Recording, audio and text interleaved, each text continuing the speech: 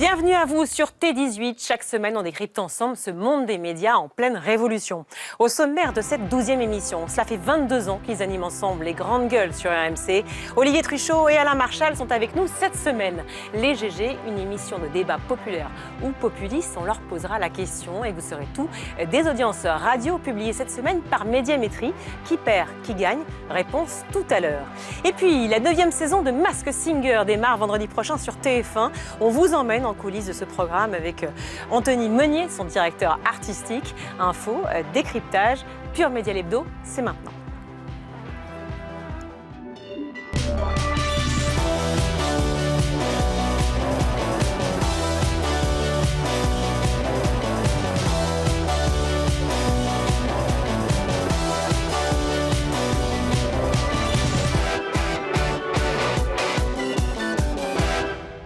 Bienvenue sur T18, mais également sur Pure Média, le site de référence de l'actu des médias. Et bien, tout au long de l'émission, vous réagissez évidemment sur les réseaux sociaux, hashtag Pure Média l'Hebdo. Notre journaliste expert média cette semaine à mes côtés, c'est Benjamin Rabier. Salut Benjamin. Salut Virginie. Merci d'être avec nous, vous êtes rédacteur en chef du site Pure Média. Et c'est un couple que l'on reçoit cette semaine. RMC, 9h midi. Alain Marchal, Olivier Truchot. Les grandes gueules. Les grandes gueules sont avec nous, Alain Marchal, Olivier Truchot. Bonjour. Bonjour Virginie. Merci d'être avec nous. Cette voix magnifique et un mariage qui dure depuis 22 ans. J'ai même pas regardé à quoi ça correspond 20 ans, les noces de... C'est noces de quoi, Ah oui, c'est vrai, c'est les noces de quoi? Il y a question. Coton d'abord, vous dites? Non, vous savez pas, vous n'êtes pas marié non plus. Vous avez signé un Pax d'ailleurs ou pas? Non, même pas. Un Pax radiophonique, radio-télé, ouais. C'est un contrat indéterminé, surtout. Ouais, pour le moment. Ouais. C'est vrai, indéterminé?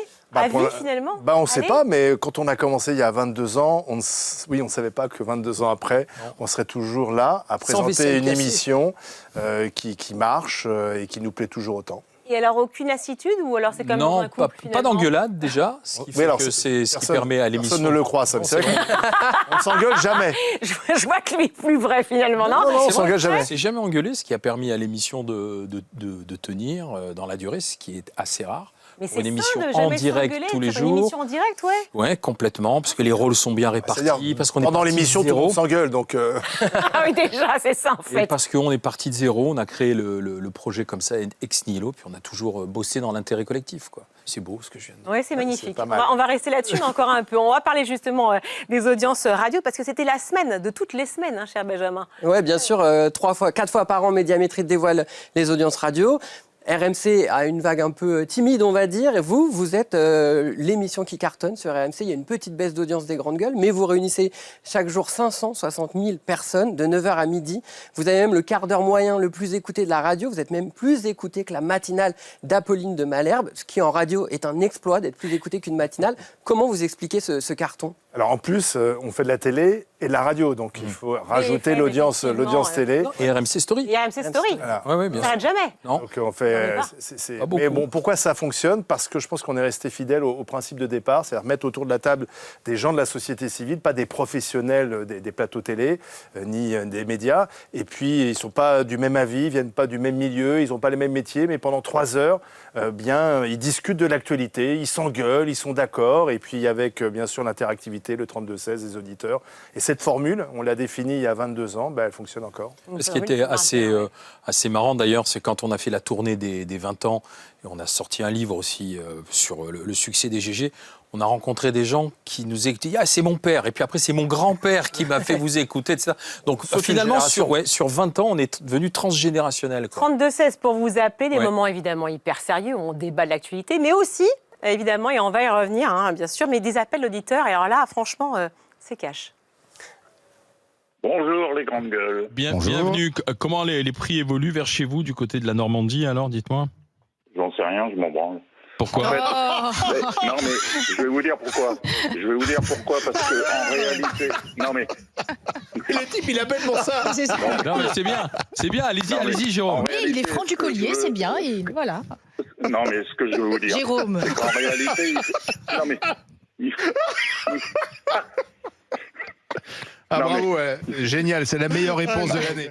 9 mars dernier, évidemment, fou rire, mais on se pose la question quand même, il n'y a pas de filtrage avant? Enfin, vous ne les avez pas au téléphone? Si, mais là, si, bien sûr, mais là, c'est tellement spontané. Et puis derrière, il a expliqué pourquoi il en avait strictement Mais rien spontané parce que- avant d'avoir eu au téléphone toute l'équipe derrière, etc., qui Ouais, disait déjà, ouais. pardon pour le terme, mais je m'en branle, je cite. Oui, mais hein. parce que les auditeurs avec nous, on est un peu en famille en fait. Donc Oui, à ça, un moment c'est- donné, voilà, on peut se lâcher. D'ailleurs, C'est ça aussi- ressemble à un repas de famille où tout le monde s'engueule finalement. Exactement. C'est un peu ça, Et tout, la le monde se, recette? et tout le monde se retrouve ensuite, pas fâché, pas trop. tout Pas du trop moins. fâché, vous Ouais. croyez? Suivant. Mais cette spontanéité des auditeurs au 32-16, alors bien sûr, il y a un filtre, il faut éviter les dérapages, etc. Mais c'est ce à quoi on tient, parce qu'on leur demande tous les jours, depuis 22 ans, de témoigner de ce qui est leur quotidien. Et des fois, ça sort spontanément entre le standard et le moment où il est en direct. Alors, qu'est-ce que vous en pensez? Et boum, voilà. Et on a cash, besoin sans filtre. on a besoin de cette spontanéité à une époque, au contraire, tout est calibré, tout est filtré, etc. Mais on prend le pouls de l'opinion, c'est ça la recette Oui, des grandes oui, gueules oui, de oui, GG? oui. L'idée, c'est d'être en phase avec ce que les gens pensent. Alors, on l'a vu aussi, la société évolue en 22 ans, mais il y a des mouvements qu'on a sentis modestement dans les grandes gueules. Les gilets jaunes, par Lesquels? exemple. Ouais, voilà, les gilets jaunes. Les Gilets ouais. jaunes, on avait des grandes gueules qui elles-mêmes étaient assez séduites par ce mouvement. Et puis au 32-16, on nous appelait en nous expliquant moi maintenant, tous les week-ends, je me réunis sur les ronds-points avec un gilet jaune. Bien avant d'ailleurs que ça devienne quelque chose de très médiatique et de très fort. Donc il y a des choses comme ça qui, effectivement, grâce à nos Ouais. grandes gueules et au 32-16, on arrive à sentir. Le référendum de 2005, par exemple, le non, on l'a vu monter au fil des semaines en direct à la radio avec les auditeurs. Mais là, où il y on avait une sort. espèce de consensus pour dire qu'il fallait voter oui à l'Europe, etc. Là, on va arriver à la présidentielle. Je veux dire, vous êtes vraiment dans le pouls, justement, de cette opinion. Vous sentez quoi, là? Qu'est-ce qui va se passer, selon vous? Non, mais Alors là, il y a- moi, je ne ferai pas de pronostic. Hein. vous êtes les mieux placés pour savoir ce que pensent les Français. Moi, je quelque pense part. qu'à la fois, il y a un peu quand même un désamour vis-à-vis de la politique, des responsables politiques. Je pense que les Français n'y croient plus trop.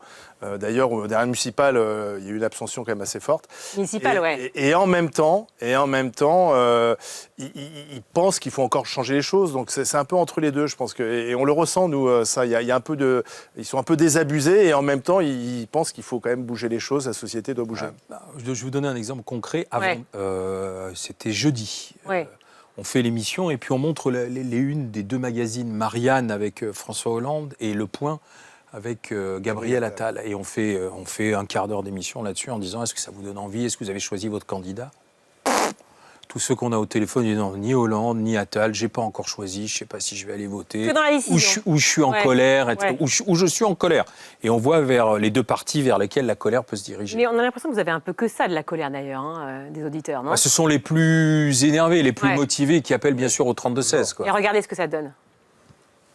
On a beaucoup sacrifié les jeunes pour les retraités. On voit bien qu'aujourd'hui, la France, qu'est-ce que c'est sinon un système organisé pour assurer le confort des boomers. Mais je suis scandalisée parce qu'on tape toujours sur les retraités, mais qu'on mette au travail tous les jeunes qui ne veulent rien faire, nom d'un chien. On donne tout un tas d'argent aux chômeurs. En fait, ça fait 50 jours que le gouvernement ne fait rien de spécial pour les automobilistes. Donc 50 jours pour pondre ça, est-ce que c'est vraiment utile? Ils nous prennent vraiment pour des quiches, quoi. Et le seul que ça peut faire peur de prendre des décisions, c'est le Cornu lui-même. Il est nul, il est incompétent. La gauche et les syndicats contre les Français. C'est fascinant. C'est plus la fête du travail, c'est la fête des syndicats. C'est-à-dire que c'est leur veau d'or, leur totem. On peut faire travailler la famille comme des salariés, mais Voilà. les vrais salariés n'ont pas le droit de travailler. C'est là où c'est quand même Mais t'as assez le droit baroque. d'exploiter Vincent. ta propre famille. C'est ça. Ah, c'est du franc-parler pur, hein, c'est clair, franchement. Mais Mais il n'y a rien de faux dans tout ce qui a été dit. rien de faux. Alors ça, c'est vous qui le dites. Ça, c'est vous C'est qui le des dites. opinions, mais non, factuellement, là, sur le travail du Premier ministre, c'était vrai. En revanche, la question, on vous l'a posée plusieurs fois, Oui. mais répondez-nous. Ne dites pas la France d'en haut, la France d'en bas. Populaire ou populiste? Populaire, bien entendu, parce que populiste, c'est quelque chose de péjoratif. On pourrait dire aussi populiste, mais si donner la parole au peuple, ça ne veut pas dire qu'il a toujours raison, je suis d'accord, peut-être que là, il disait des bêtises, mais donner la parole au peuple, l'écouter, c'est quand même le principe même d'une démocratie, et c'est l'intérêt aussi d'un média. Ça sert à ça, et puis après, chacun se fait sa propre opinion. On compare souvent les grandes gueules, on dit que c'est des débats de bistrot. Ça vous énerve qu'on dise ça? Non, nous, alors, on a revendiqué le repas de famille, et on peut revendiquer effectivement Moi, ça m'énerve. ou la discussion devant la machine à café. Le matin, on commence toujours par le sujet qui fait causer devant la machine à Qu'est-ce qui vous café. énerve, Alain? Je vais vous dire pourquoi. Parce que dans le débat de bistrot, il y a la connotation, Oui. c'est des alcooliques et Oui, des types qui ne voilà. savent pas ce qu'ils disent. Ouais. Les débats de bistrot, je veux dire, on les a tous bistrot. fréquentés. C'est les gens qui se retrouvent pour passer un petit moment. oui. Et effectivement, il y a les types du bout du comptoir, les piliers ou les mouches de bar, comme on les appelle. Nous, c'est simplement un débat de repas. Et tout le monde est à jeun. Au contraire, les arguments sont posés. Donc, quand on dit débat de bistrot, c'est pour nous dévaloriser, nous décrédibiliser. Et ça, j'aime pas ça. On dit aussi que c'est une émission de droite. Vous répondez quoi à ça? Non, c'est une émission qui accueille à la fois un syndicaliste Sudrail cheminot, l'ancien directeur de campagne d'Éric Zemmour, une militante écolo. On essaie d'être assez représentatif. Alors, est-ce qu'il y a plus de grandes gueules de droite que de gauche? Mais parce que la France... Parce que mais parce que la France est plutôt marquée à droite. On essaye aussi de refléter ce qu'est la France aujourd'hui. Oui, mais je crois qu'on est... On doit être à l'équilibre. J'avais regardé ça il y a quelques jours avec notre productrice Anaïs Sainz. Oui. Alors, il y a ceux qui sont modérés. Jérôme Marty, par exemple, qui est notre docteur médecin généraliste et une conscience de gauche. On a avocate, conscience de gauche aussi. Ils ne se définissent pas d'ailleurs. Et on les choisit pas parce qu'ils disent je suis de droite. Vous les choisissez pour leur colère. Ce ne sont pas des militants. Et d'ailleurs, parfois, ils peuvent penser contre eux-mêmes, changer d'avis. Enfin, comme les Français d'ailleurs. C'est parce que les Français ne sont pas des encartés ou des militants. Ce qui est intéressant, c'est comme c'est une émission qui débat essentiellement de la politique, tout de suite, il faut mettre au tableau en disant un tel est gauche, un tel est droite. Mais alors, la politique occupe une grande place, mais après, on a plein de sujets de société sur lesquels ils se définissent par rapport à leur vécu et leur opinion, tout simplement. Allez, dans un instant, on vous résume ce qu'il faut retenir des audiences radio avec vous, Benjamin Rabier. Les surprises, évidemment, les gadins. Mais d'abord, 3 photos, 3 émissions de débat. Vous allez nous dire si oui ou non, c'est votre cam à vous, les GG, émission phare de débat. La première, regardez, voilà, vous la reconnaissez, Caroline Roux qui apparaît à l'écran. Donc, C'est dans l'air. Elle le présente, C'est dans l'air sur France 5. C'est votre cam ou pas ? Moi, je peux dire que c'est ma cam. Ouais. C'est très différent de ce qu'on fait. Et justement, c'est ça que j'aime bien. C'est que, qu'est-ce qui est différent parce que là, ce sont les experts d'un sujet. Donc, c'est assez pointu. On prend le temps. C'est assez agréable aussi d'avoir le temps aussi d'entendre des gens expertiser l'actualité. Ouais. C'est pas toujours le cas. Donc, c'est finalement assez complémentaire des grandes gueules. Je ne regarde pas. Pourquoi vous ne regardez pas ? Parce que ça ne me vient pas à l'esprit, ça ne me vient pas à l'idée, parce que je pense que j'en ai suffisamment ma claque dans mon quotidien pour. C'est maintenant que vous allez vous engueuler en fait. Non, je fais fais un pas de côté. Ça ne veut pas dire que ça ne m'intéresse pas, mais je ne regarde pas. Deuxième photo, peut-être que vous allez regarder là pour le coup. Regardez, voilà, c'est Pascal Praud. C'est notre concurrent. L'heure des pros sur CNews. Alors c'est notre concurrent parce qu'elle est en frontal. Les concurrents, ça veut dire quoi? Est-ce qu'on regarde en horaire. En horaire. J'ai compris, mais est-ce que vous regardez justement Non, on n'est pas sur le même format. Moi, je regarde la concurrence, justement. Ça, il faut toujours regarder ce que fait la concurrence. Pourquoi ça marche marche pas? Est-ce qu'ils font des choses qu'on pourrait faire ou qu'on ne doit pas faire? Ça vous ressemble un peu aussi, non? Non, parce que la différence, la différence, c'est que autour de la table, nous, les gens pensent pas la même chose. Chez Pascal Praud, ils sont quand même tous à peu près d'accord sur. Pas forcément, non. Quand même. Benjamin. Il y a des similitudes quand même avec les grandes gueules, non? Vous ne trouvez pas? Sur la liberté de ton. Ouais. Sur la liberté de ton, oui. Troisième photo, regardez qui apparaît. Voilà, Cyril Hanouna pour Tout beau, tout neuf. Est-ce que vous regardez Alors, ou pas? Ça, c'est la fin d'après-midi, début de soirée. J'ai tendance à zapper entre Quotidien et Cyril Hanouna pour voir justement. Ouais. Peut-être choisis ton camp. Peut-être choisir un camp. Peut-être repérer s'il n'y a pas une grande gueule ou une personnalité qui émerge. Ça y est, il y a des grandes gueules là-bas, il y en a. Ouais. Je pense que Cyril nous ressemble un peu plus dans les profils des gens qui sont assis autour de la table, parce qu'il est allé chercher quand même pas mal de kidam. Raymond, qui était un chauffeur. Et qui est d'ailleurs un auditeur des grandes gueules. Tiens, je fais une révélation. Il y a alors on aime ou on n'aime pas Cyril, mais il y a une spontanéité, il y a un savoir-faire. Vous ne retrouvez pas chez Pascal Praud, par exemple? Qui fait toujours bien sûr. de sacrées audiences. Si, il a du savoir-faire, mais c'est des choses qui... Enfin, ça fonctionne, donc ça veut dire qu'il y a du talent derrière. Allez, les GG sur RMC, depuis 22 ans, ce couple qui marche de 9h à midi, du lundi au vendredi. Vous recevez des patrons, des philosophes, pas que des chauffeurs routiers, des politiques. Et c'est intéressant de voir leur réaction face à des gens de la société civile. Premier exemple, regardez, en juin dernier, Flora Djebali face à Jean-Luc Mélenchon. Vous réintégrez un député qui a été condamné pour violences sexistes et sexuelles. Donc, d'abord, vous n'êtes pas féministe. Ensuite, vous n'êtes pas humaniste. Ensuite, vous n'êtes pas universaliste. Et enfin, vous n'êtes même pas républicain. Comment, monsieur Mélenchon, comment osez-vous... Voilà, bravo. Monsieur, non mais comment osez-vous aspirer à représenter le peuple de gauche quand vous n'en avez plus aucune composante? Alors, on a compris. Maintenant, Jean-Luc Mélenchon... Non, je ne vais pas perdre mon temps. Tout ce que vous avez dit, madame, écoutez-moi bien. Tout, sans exception, est un mensonge. Donc je ne perdrai pas une seconde à démonter vos sottises une par une. Grosse tension en plateau. Oui. Ça avait démarré avec Charles Consigny juste avant. Oui, bien sûr. Il était Nicolas bien. qui paye. Oui, effectivement. Il était bien attendu. Oui, c'est un bon moment. Ouais. Mais alors les grands. Ah oui, c'est un bon moment, c'est important. Parce que là, on est dans une émission média. Bon moment, ça veut dire quoi? Bon moment de télévision, quelque part de radio. Parce qu'on a une personnalité de gauche, Flora Gebali, qui interpelle une autre personnalité de gauche, Jean-Luc Mélenchon, en lui expliquant. C'est pas la même gauche, hein. C'est pas la même gauche. Vous ne représentez pas ma gauche, etc. Et c'était intéressant. Et puis c'était cash, c'était direct. Et les politiques aiment bien venir dans les grandes gueules, justement pour se confronter à ça. Alors bon, il n'était pas très content, Jean-Luc, après, mais. Mais est-ce que vous avez peur du dérapage ou est-ce qu'au contraire, vous vous dites on n'est pas loin du dérapage? Non, peur du dérapage. On veille toujours à ce qu'il n'y en ait pas. Et là, pour moi, c'est pas un dérapage, ça. C'est un moment de vérité. C'est un moment de vérité. On en avait eu un autre au moment des législatives, de la dissolution de 2024. C'est notre grande gueule, coach de vie, Joël Dagosseri, qui s'est mise à pleurer devant Yael Braun-Pivet, la présidente de l'Assemblée nationale, en lui disant « Qu'avez-vous fait de ma France ?» On a l'extrait, justement. Vous avez l'extrait? Oui, on va le regarder. Qu'est-ce que vous avez fait de la France? Qu'est-ce que vous avez fait de la France? Je voudrais que vous me répondiez sur cette question. Qu'est-ce que vous avez fait de la France dont on vous a confié les clés en 2017? Parce qu'on a cru en vous. Parce que j'ai cru que ce président comprenait le monde dans lequel on vivait, comprenait les Français. Qu'est-ce que vous avez fait de la France? Pourquoi est-ce que demain j'ai Jordan Bardella?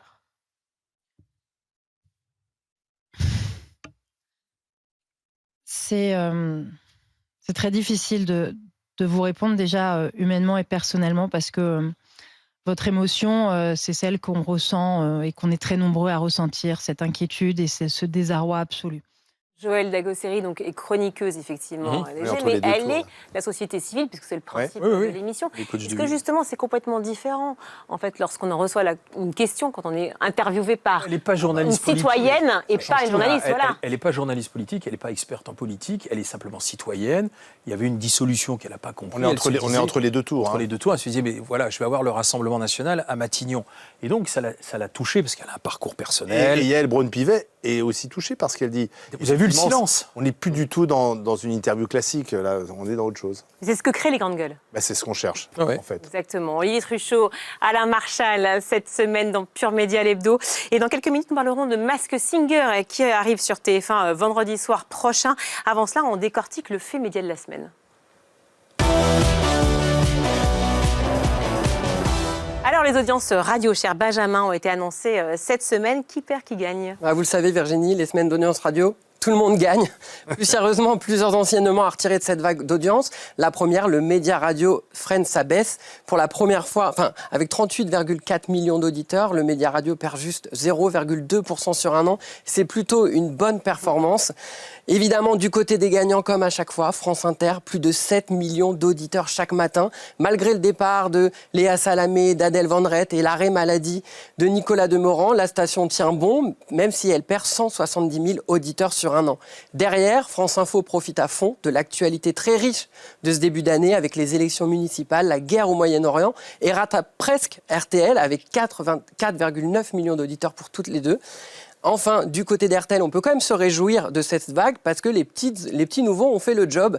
Marc-Olivier Fogiel est tout simplement devenu l'homme le plus écouté d'RTL. Son interview à 8h15 est le quart d'heure moyen le plus écouté de la radio avec 1,3 million d'auditeurs. Enfin, autre bonne nouvelle pour Anne-Sophie Lapix qui est dans le vert avec le 18-20 d'RTL. Elle gagne 10 000 auditeurs sur une vague et elle est écoutée par 364 000 auditeurs. Bon, ça, c'est les gagnants qui perdent du coup. Énergie, encore une fois, qui passe sous les 4 millions d'auditeurs et qui perd près de 500 000 fidèles sur un an. Du côté des baisses symboliques, on peut noter malheureusement RMC qui passe sous les 3 millions, RTL2 sous les 2 millions et Radio Classique sous le million. Enfin, notons le coup d'arrêt d'Europe 1 qui, après plusieurs années d'augmentation, baisse. La remontada s'arrête. Moins 40 000 auditeurs sur un an, 2,6 millions d'auditeurs chaque jour. Et puis, il y a un exploit qui me fait bien plaisir, j'avoue. Radio Nova, exceptionnel, plus 818 000 auditeurs sur un an. Une hausse spectaculaire de 106% de son audience. C'est simple. Depuis le recrutement de Guillaume Meurice, la station explose tout. Elle rentre dans le top 15 des stations les plus écoutées de France. Et la radio a même annoncé que l'émission reviendrait la saison prochaine pour une saison 3. On peut le dire, tout le monde va scruter Radio Nova la saison prochaine. Il paraît qu'il y a eu mardi midi une petite réunion réunion sur les audiences, un petit débrief. Oui, il y en a à chaque un fois, moment, effectivement. Oui, chaque fois, c'est un moment Oui, mais toujours tendu chaque pour ça, émission ou pas passe dans le bureau du directeur. Non, c'est pas un moment tendu. On regarde dans le détail les quarts d'heure, etc. Pourquoi ça baisse, pourquoi ça monte. Alors, il faut toujours avoir du recul parce que c'est tous les 3 mois, donc ça peut. On peut être les rois un jour, et puis 3 mois après, ça a baissé. Alors on ne sait plus pourquoi. Mais donc là, qu'est-ce que vous en avez conclu? Là, on en a conclu que l'audience radio baisse d'une manière générale et c'est tendanciel. Donc ça, et puis, on a quand même conclu que les grandes gueules se tenaient bien. Et donc, ça fait plaisir. Encore une fois, la différence qui est notable et qui passe souvent relevée, et c'est normal parce qu'on est sur les audiences radio, c'est que toutes nos émissions, nous, le matin, elles sont à la fois à la radio et à la télé. C'est-à-dire qu'on a une double audience. Et même si on baisse un petit peu en radio, on se maintient bien et fort aussi en télé. Vous avez l'impression de faire de la radio à la télé ou la télé? On fait les deux. On fait les deux. Il ne faut pas oublier. Privilégié ou pas? Là, il y a quand même plus d'auditeurs que téléspectateurs, mais on est sur un plateau télé, donc c'est le paradoxe. Et si vous voulez, tout est bouleversé, parce qu'il y a les podcasts qui sont là aussi. Nous, par exemple, alors je vais vous raconter un truc. Une fois, je prends un VTC, et le chauffeur VTC me reconnaît. C'est la radio des taxis, franchement. Et il me dit, je suis content, je vais pouvoir parler des GG avec vous. Je dis, sympa, je dis, qui vous aimez bien, qui vous avez dans le pif, enfin. Et puis il me dit, je lui dis, vous nous écoutez souvent dans le VTC? Il me dit, non, je vous regarde. Je lui dis, à quel moment vous nous regardez? Il dit, parce qu'en fait, entre 2 clients, il dit, moi, je fais les replays et je les fais sur YouTube. Et donc, en fait, sur la console de son VTC, il regardait les grandes gueules sur YouTube. Il dit, non, mais des fois, je regarde le lendemain, j'écoute pas la journée, je reprends le lendemain sur YouTube. Donc, c'est une nouvelle façon d'écouter la radio plutôt de regarder les GG. Alain Marchal, Olivier Truchot, vous nous direz toute la vérité, rien que la vérité dans quelques minutes, si vous êtes d'accord. Dites-moi, je vous jure. Quand même. Main gauche, je vous le jure. Allez, main gauche. Mais avant cela, c'est les pures infos remixées par Thierry Desgiral. J'en ai marre, moi, de tout ça. C'est la série qui avait cartonné sur Arte en 2021. En thérapie, saison 1 après les attentats de Paris, saison 2 au lendemain du confinement. Pourquoi vous portez pas de masque? Parce que c'est pas obligatoire pendant la séance. Et vous êtes sûr qu'il y a 1 mètre de distance entre nous? Eh bien, la saison 3 est en écriture autour des fake news et de l'intelligence artificielle. Et ce sont les créateurs de la série qui l'ont dit aux Parisiens, les réalisateurs Nakache et Toledano, dont le nouveau film Juste une illusion est en salle depuis mercredi. Pourquoi on vit et après on meurt? C'est la fin pour Cyprien ce dimanche. Il quitte les 12 coups de midi. Il l'avait annoncé le 9 avril dernier. Ça fait tout bizarre de le dire. J'ai pris la décision de me laisser courir jusqu'à la 212e émission pour pouvoir partir sans regret. Le champion quitte donc l'émission de son plein gré après 7 mois d'antenne et 212 participations donc, et avec des tonnes de projets assez particuliers. J'ai 2 mémoires, un sur les adaptations anglo-américaines dans l'œuvre de Claude François, un autre sur Richard Wagner. J'ai des concours de piano, j'ai des programmes de musique de chambre, et en plus de ça, il y a toute la direction d'orchestre. Coup dur pour la presse écrite cette semaine, c'est le groupe Centre France qui publie notamment La Montagne qui annonce supprimer 152 postes. La semaine dernière, c'était Prisma Presse qui annonçait la suppression de 261 postes. TF1 serait en préparation d'un téléfilm sur Gisèle Pellicot et les viols de Mazan, selon le journaliste Clément Garin. C'est Myriam Vinocourt qui travaillerait sur le développement de cet unitaire. C'est elle qui avait développé l'affaire Laura Stern pour France 2. Le tournage est prévu cet été dans les Bouches-du-Rhône. Un tremblement de terre dans l'édition, ça faisait 26 ans qu'il dirigeait les éditions Grasset. Olivier Nora, viré par Vincent Bolloré, ça fait 3 ans que le milliardaire a pris le contrôle du groupe Hachette, jusqu'alors conduit par Arnaud Lagardère. Merci messieurs les ministres. Enfin, c'est le rendez-vous de la semaine prochaine à l'Assemblée. C'est dans cette annexe que sera présenté ici aux 30 députés de la commission d'enquête sur l'audiovisuel public le fameux rapport de Charles Aloncle. Ce sera mercredi, jeudi et vendredi prochain. On va pouvoir, nous, les membres de la commission d'enquête, le consulter sans le photographier et sans le dévoiler. Chaque député pourra lire les propositions faites après 4 mois d'audition. On ne censure pas a priori les rapports. En général, on se prononce sur le caractère publiable. D'abord, je vais le lire. Moi, a priori, j'ai pas envie de lui offrir la joie de la censure. Et le vote du rapport aura lieu le lundi 27 avril. Et une petite info en plus, a priori, Interville ne sera pas diffusé cet été sur France 2, Benjamin. Et ouais, tout était prêt, les décors, les villes, les animateurs. Et France 2 a annoncé cette semaine que l'émission ne reviendrait pas. Économie oblige. Il faudra attendre l'été 2027 pour revoir Interville sans les vachettes. Sans les vachettes. On parlait à l'instant justement de Charles Aloncle, le rapport qui sera présenté donc la semaine prochaine. Il était sur notre plateau la semaine dernière. J'imagine que vous avez suivi notre émission, bien entendu. Il était également aussi. Voilà, au GG, effectivement. Et vous aviez reçu aussi le 10 avril Mathieu Pigas, l'actionnaire de Media One. Regardez. Charles Aloncle, pour moi, ça a été pour répondre à la question, ça a été un mélange de Jeff Panaclock, de Calimero et de Garcimore. Jeff Panaclock, parce qu'au fond, c'est Vincent Bolloré qui parlait à travers lui. Calimero, parce qu'il a ce côté, vraiment, c'est trop injuste, le monde, tout ça. Il se pose en victime permanente, alors d'ailleurs qu'il agresse lui en permanence. Et Garcimore, pour ceux qui n'ont pas la ref, les plus jeunes d'entre nous, c'était le magicien qui faisait plein de tours et qui à chaque fois disait « Ah, encore raté, quoi ». Il pourrait être grande gueule, lui aussi. Hein. Mathieu Pigasse, il est très bon et on va le faire revenir. Et on s'est même dit qu'il viendrait faire 3 heures d'émission avec les grandes gueules. C'est ça. Non, alors, blague à part, effectivement, ou blague, je ne sais pas d'ailleurs, pourquoi pas. Mais vous qui travaillez dans le privé, justement, j'aimerais votre regard. Alors, rapidement, mais sur la commission d'enquête, qu'est-ce que vous en pensez vraiment? Non, mais elle a eu le mérite. Pas du tout. Elle a eu le mérite d'exister. Déjà parce que c'était aux parlementaires de se pencher sur l'audiovisuel public, ce qui avait fait la Cour des comptes déjà. Et il y avait eu un rapport dénonçant la gabegie, la manière dont l'argent était utilisé. Et là, c'est les parlementaires. Alors, est-ce que c'était un instrument politique? Forcément, puisqu'ils ont une couleur et que Charles Aloncle, il est dans un parti qui prône la privatisation de l'audiovisuel public. Mais les auditions ont été très suivies. Mais il a posé quand même des bonnes questions sur les contrats, sur d'accord, donc les sur le fond, vous êtes d'accord, sur la forme aussi ou pas? Oui, est-ce que la représentation parlementaire se penche sur l'audiovisuel public? Où est le problème? La manière dont ça s'est fait? Vous validez aussi, Olivier? C'était du spectacle. C'était fait un peu pour ça. Donc quand Xavier Niel dit que c'était un cirque, vous validez aussi? Non, je ne suis pas d'accord avec ça. Moi, je trouve que c'est de l'argent public. On ne peut pas dire que la France est endettée. Par exemple, en ce moment, on ne peut pas vraiment aider les automobilistes face à la crise du carburant. Et bon, à côté, on dépense quand même beaucoup d'argent pour l'audiovisuel public. C'est important qu'on pose des questions. Est-ce qu'on a raison de dépenser cet argent? Est-ce qu'il est bien dépensé? Est-ce qu'on peut faire différemment? C'est des questions, à mon avis, essentielles.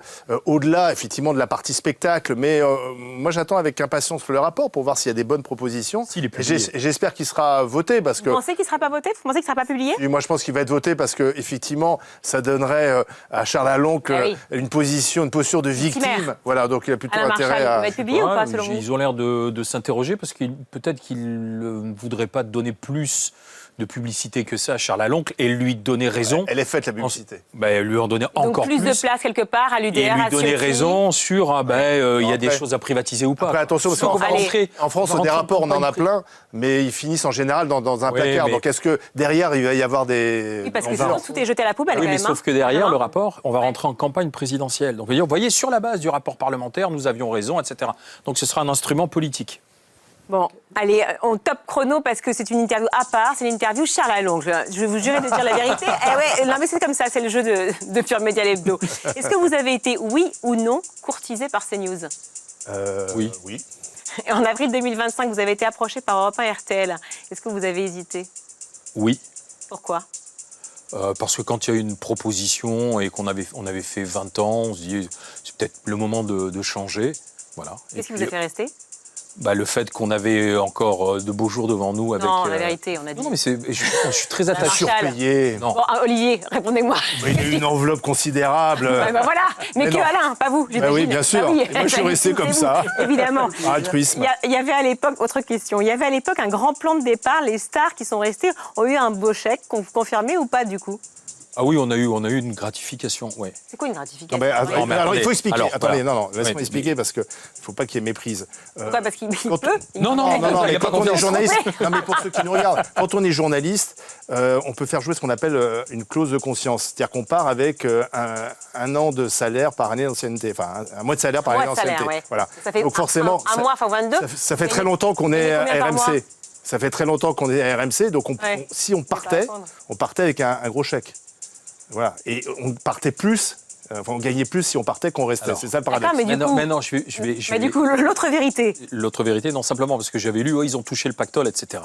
Non, on n'a pas touché le pactole. Ensuite, ce sont des contrats où on vous dit, vous restez tant d'années, et par année, on vous donne un bonus, et ces bonus, ils sont... au moins, c'est la transparence. Et ces bonus, ils sont fiscalisés, quoi. Voilà. D'accord, bonus fiscalisé, mais ça veut dire que vous devez fidélité, là? On est salariés. Vous des salariés. Combien d'années vous avez signé? CDI? Terminé? Non, mais on est en CDI déjà. Bon, donc vous serez à la tête des grandes gueules l'année prochaine? Oui, la saison prochaine, on y sera. Oui, parce qu'il y a la présidentielle. Allez, l'Arcom, une dernière question, parce que franchement, on en a parlé. Évidemment, ça a été compliqué. Alors justement, vous dites votre meilleur ami. C'est quoi les rapports aujourd'hui? Non, mais l'ARCOM a beaucoup de pouvoir, a plus de pouvoir que les instances précédentes. Moi, je suis très à l'anglo-saxonne. Moi, je suis pour la liberté d'expression quasiment totale. Donc, je suis assez contre les lois, les instances, etc. Mais en France, on aime bien encadrer tout par la loi, par des organismes. Enfin bon, il faut aussi quand même que ce soit cadré. Vous faites quand même intervenir les gens de la société civile. Il faut cadrer les propos. Mais nous, on les cadre. Et puis, si effectivement ça dérape, qu'il y ait derrière des procédures. Mais bon, voilà. Mais l'ARCOM existe et on respecte les règles qui sont fixées par l'ARCOM. Si vous voulez, Vous réclamiez en 2023 sa suppression. Est-ce que vous maintenez ou pas? La suppression de l'ARCOM, oui, au tout du moins qu'on soit remis sur la table et qu'on puisse en rediscuter. Parce qu'aujourd'hui, si vous voulez, vous vous retrouvez coincé avec des médias où on est sous la loupe, on est auditionné, décortiqué pour un mot de travers. Alors que les réseaux sociaux, c'est le Far West. Et là, on se fait insulter, déchiqueter. Il y a toutes les insultes possibles et imaginables. Et là, ça passe crème. Allez, vos réactions sur le réseau, le hashtag Pure Média l'Hebdo. Alain Marchal, Olivier Truchot, vous restez évidemment avec nous pour la seconde partie. Allez, faites un effort. On va parler divertissement maintenant avec notre invité off, celui qui est dans les coulisses, nos invités qui sont dans l'ombre et qui sont aussi derrière vos programmes. Celui qui va nous rejoindre est un spécialiste des jeux, le juste prix, le big deal, les 12 coups de minuit. C'est lui. Anthony Meunier, directeur général du groupe Hervé Hubert et producteur artistique de ce programme phare qui revient vendredi soir prochain sur TF1. Regardez. Masked Singer, l'enquête la plus folle est de retour. Tout est nouveau, on repart à zéro cette année. C'est une saison de dingue. Let's go! On a le plus gros casting qu'on a jamais eu dans Masked Singer. Sous les masques, cette saison, des personnalités qui ont remporté les prix les plus prestigieux. On a des gens dans les costumes qui ont plus de 100 millions d'abonnés sur les réseaux sociaux. Saison de dingue. En fait, tout change, sauf Chantal. Allez, balance la musique. Qui se cache derrière les masques? Masked Singer, nouvelle saison, vendredi 24 avril sur TF1. Et qui se cache derrière Masked Singer? C'est Anthony Meunier. Bonjour. Bonjour. Merci d'être avec nous. Et Philippe Bailly qui nous a rejoint également. Bonjour Virginie. Bonjour Philippe, économiste des médias. Alors vous êtes le producteur, cher Anthony Meunier, de Masked Singer. Derrière les masques se cache aussi ce grand producteur. 9e saison qui revient donc vendredi prochain sur TF1. Saison de toutes les nouveautés, sauf le jury, mais on va y revenir. Cette année avec un casting de folie. Ouais, là, on peut le dire. J'ai besoin de teaser quand même. Parce qu'on m'a dit. Je peux vous dire plein de choses. Je peux vous dire. Célébrité qui a reçu des victoires au César, victoire de la musique. Ouais. J'ai présenté pendant 4 ans. Je vais avoir des noms quand même. Il y en a plusieurs en plus. Non, mais plusieurs victoires de la musique. Ouais. On a des Grammy Awards, on a des MTV Music Awards, des Césars, Ours de Berlin. Enfin, je crois que c'est. On n'a jamais eu un casting aussi éclectique et de niveau de notoriété aussi élevé, quoi. Un nom Bien sûr. Bien sûr. Même alcoolisé, personne ne m'a jamais eu. Allez, au moins un indice qu'on n'a pas encore entendu sur cette saison. Un indice qu'on n'a pas encore entendu. Qu'est-ce que je pourrais vous dire? Alors pendant que vous réfléchissez. Vu la bande-annonce. Ah, ça y est, vous réfléchissez à un indice ou pas? Ouais. Vous avez trouvé?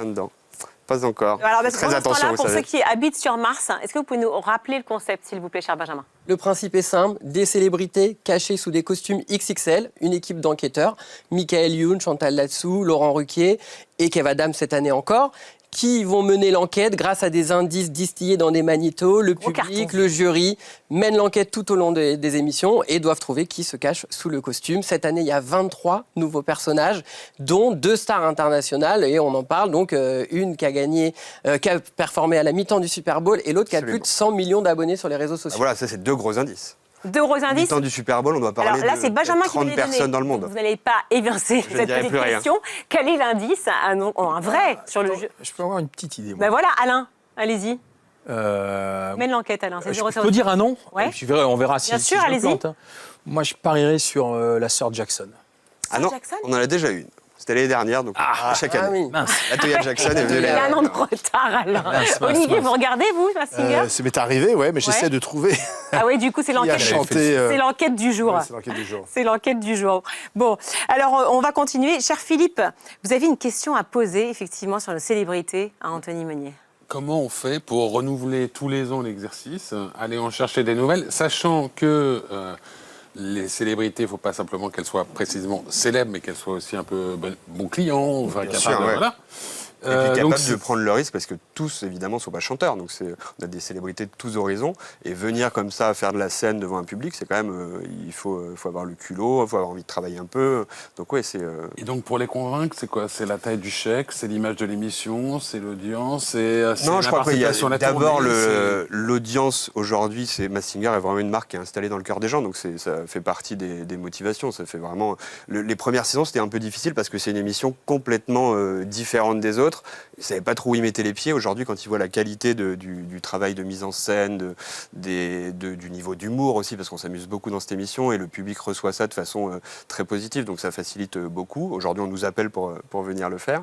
Et je crois qu'il y a aussi un critère d'amusement pour ces enfants, pour ceux qui en ont. C'est aussi une des motivations parfois de se dire, je regarde avec les enfants, le jour où ils vont me découvrir dedans et s'ils m'ont pas reconnu, ça va être un moment génial. Alors, Olivier, par exemple, Alain, est-ce que vous pourriez participer à Masked Singer? Oui, bien sûr. C'est vrai? Voilà, vous avez deux candidats potentiels. Vincent Moscato l'a fait, bien sûr, Vincent. Et peut-être qu'ils sont cette année dans les poupées russes. Oui. Dans les poupées russes, ça veut dire qu'il pourrait y avoir qui de votre équipe, par exemple, ou d'RMC? On ne peut pas dire. Estelle Denis? Peut-être, pourquoi pas? Ouais. Elle l'a pas fait, Estelle? Non, pas encore. Non, pas encore. Ah, indice ou pas? Peut-être. Oh, Tout est possible. Deuxième saison de Masked Singer. Quelle est la clé pour maintenir ce succès? C'est quoi qui marche en dehors de ce que vous venez de dire? Les costumes, ça marque aussi de manière très très forte quand même l'émission. Oui, le renouvellement par les costumes et par tout ce qu'on apporte de nouveautés dans la mécanique de l'émission. Et là vraiment, c'est pour ça que TF1 l'a marketé comme la saison de toutes les nouveautés. Je crois que j'ai jamais produit une émission où on s'est autant renouvelé que cette saison. Il y a des nouveautés dans tous les sens. C'est-à-dire que je parlais des poupées russes, on a un personnage qui d'épisode en épisode, les enquêteurs, le public le verra aussi, le découvre au fil des épisodes, se démultiplie. Donc une poupée russe, puis deux, et peut-être plus au fil de la saison. On a un personnage sans masque, ce qui est quand même assez fou dans Masked Singer. Il y a une célébrité qui vient performer sur scène sans masque, uniquement avec du maquillage, qui change à chaque fois d'ailleurs. Donc on a eu très très peur, et finalement ça fonctionne incroyablement bien. Très peur parce que c'est que du maquillage? Ouais, parce que la veille au soir, on se dit, mais est-ce que c'était pas une fausse bonne idée? Est-ce que s'il se pointe sur scène et que tout le monde dit son nom au bout de 3 secondes, on va quand même un peu avoir l'air con? Vous avez même passé la nuit blanche, je crois. Ouais. La nuit d'avant. Ouais, non, c'était un peu effrayant, mais en fait, c'est ce genre de pas de côté qui font que l'émission se renouvelle de saison en saison, surprend le public, et c'est ça qui est très important. Et est-ce que ça fait que, du coup, la construction de l'émission, avec pas mal à la fois de l'esthétique, de l'humour, etc., fait que c'est plus adapté que d'autres divertissements qui sont plus sur de la tension à l'époque du streaming, où on regarde à un moment, mais où on doit pouvoir regarder pendant... Exactement, c'est une émission à porte d'entrée vraiment multiple, un gros potentiel sur le digital, parce qu'il y a plein de choses qui peuvent se découper. Et aussi, je crois que vous avez prononcé le mot, c'est pas une émission de tension. Et aujourd'hui, on a tellement dans le monde entier de choses anxiogènes. On vient là, on oublie tout pendant 2 heures. Les enquêteurs sont exactement dans la même position que le téléspectateur. Alors j'ai une question sur les enquêteurs, parce qu'il y a beaucoup de questions de téléspectateurs, notamment certains enquêteurs n'ont fait qu'un passage éclair. Élodie Pou, Inès Reg, Vita, Michel Bernier. Est-ce que c'est dur de trouver la bonne formule? Alors non, et puis c'est jamais définitif. Je veux dire, on est en très bon terme avec les 4. Là, on fait une soirée au musée Grévin pour le lancement. C'est sympa ça. Viens faire le Grévin. Non, pour le lancement de la nouvelle saison, et tout le monde sera là, tout le monde... Elles ont toutes fini au musée Grévin. Non, pas du tout. T'as fait une saison, t'es mort. Qu'est-ce que deviennent les costumes ensuite? Autre question. Eh ben alors, il y en a qui vont être exposés là au musée Grévin, justement, jusqu'à l'été. On part en tournée aussi avec les costumes. On fait des opérations dans les hôpitaux d'enfants avec les costumes, parce que les enfants sont hyper attachés à l'émission. Et on les garde parce qu'ils reviennent aussi. On avait fait un épisode spécial à Noël il y a 2 ans, avec uniquement d'anciens costumes, un one-shot. Enfin voilà, on les garde pour les faire revenir. Et oui, il y a un vrai attachement affectif aux costumes du public. Est-ce qu'il y a une vraie star dans Masked Singer? Est-ce qu'il y en a enfin une? Question spectateur. Pas du tout de la prod. D'énormes stars. Non, c'est vrai, on a des stars de tous les horizons. Quand on a les Capone ou Thibaut InShape, ça parle aux jeunes, ou le Bouzeux que je vois là dans le brocoli. Quand on a Francis Huster, Laurence Boccolini, vous parliez de la Super Bowl, c'est une star. Hein, là, les 2 stars internationales de cette année, je veux dire, on ne peut pas faire mieux. C'est incroyable. Moi-même, je ne reviens toujours pas de les avoir eus. Ça a été compliqué parce que... Voilà. Justin Timberlake. En tout cas, il est cité par un des enquêteurs pour une de ces 2 stars internationales. Il n'y a pas de has-been du tout, pardon pour l'expression, mais il n'y a quand même pas des célébrités qui sont un peu sur le... Non, moi, c'est vraiment un terme que je refuse d'employer parce que c'est pas le cas. Je veux dire, quand on a... Il y a peut-être des célébrités qui sont là. Ouais. Non, c'est pas que ça me tend, c'est que je trouve ça pas très agréable pour les gens. Et on est tous le has-been de quelqu'un, je veux dire. Forcément. Et les gens qui viennent dans Masked Singer, tous sont connus de tout le monde pour une époque peut-être lointaine pour certains, pour une époque actuelle, mais tous ont marqué les gens. Donc c'est le principe d'une émission familiale, c'est qu'il faut qu'on soit dans le cœur des gens. Anthony Meunier, producteur de Masked Singer, entre autres, parce que beaucoup d'autres cartons et émissions, on va en parler évidemment. Et également les grandes gueules, les GG qui sont avec nous, Marshall et Truchot. On va parler des jeux, des concepts qui arrivent, mais d'abord on parle business.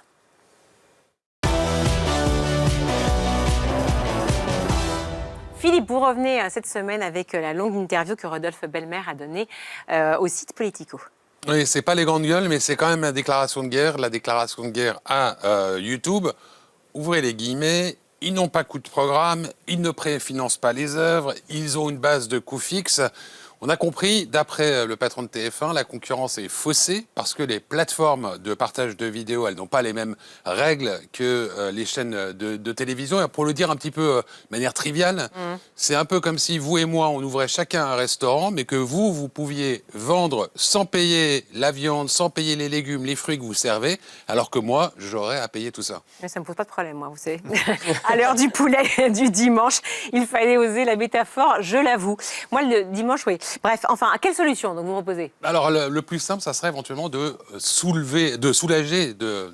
les contraintes des chaînes. C'est souvent comme ça qu'on préfère faire, se retirer des boulets aux pieds. Mais la solution de Belmer, elle est plutôt dans l'autre sens.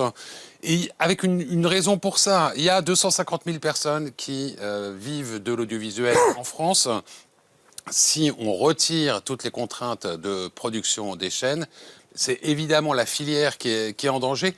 Et puis, de toute façon, politiquement, juridiquement, ça serait aussi quand même beaucoup plus compliqué à obtenir. Donc, si on n'allège pas les contraintes, des chaînes, en revanche, on en ajoute à YouTube, c'est ça? Mais exactement. Et d'ailleurs, Belmer le dit clairement, dérégulez-nous ou régulez YouTube. C'est ça, le titre de l'interview. C'est pas très différent de celle qu'avait donnée son compère de M6, David Larramendy, il y a quelques temps, où il parlait d'un New Deal audiovisuel. Mais il y a une vraie nuance. Regardez les logos. Dans un cas, vous avez Le Monde, Le Figaro, Les Échos. C'est là que d'habitude, on voit les interviews des grands patrons.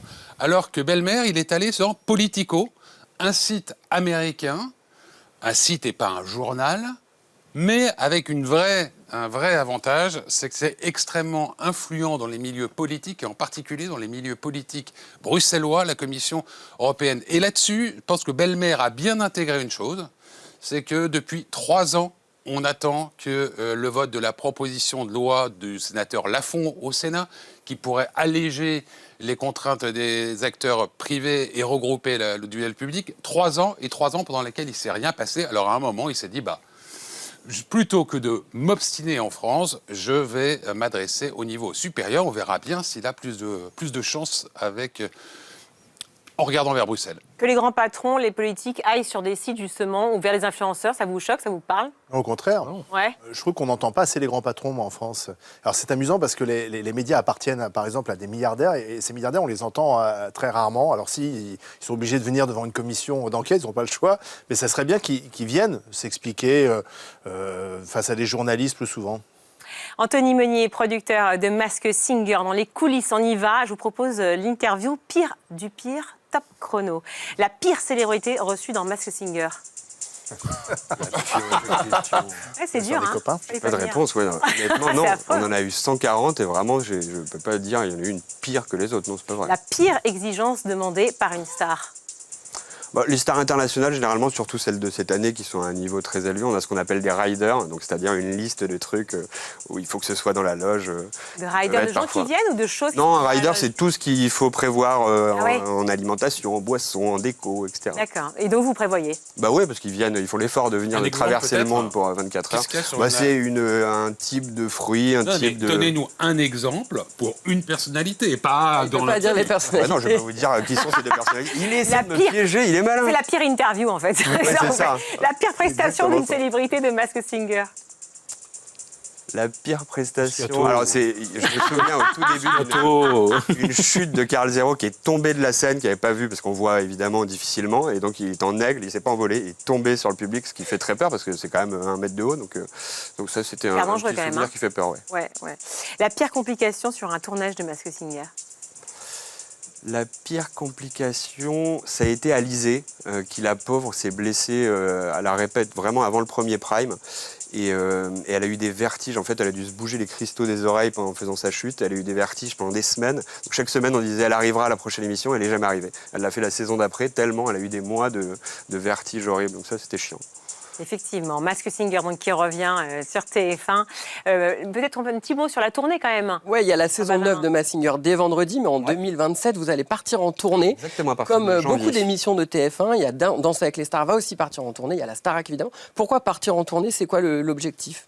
C'est un peu ce qu'on disait tout à l'heure, je crois que les gens ont besoin de se divertir, il y a un attachement affectif à cette marque, donc là, de se dire on part, c'est vraiment Masked Singer, là ça va être Masked Singer en vrai, c'est-à-dire qu'on va jouer, il y aura des magnéto-indices, il y aura des costumes en face à face qui chantent sur des tubes, on va en démasquer 2, c'est le public qui votera dans la salle, et en plus les costumes vont pouvoir descendre dans les salles, donc il y a un truc assez magique de vivre l'émission en vrai, donc on s'est dit que ce serait un chouette...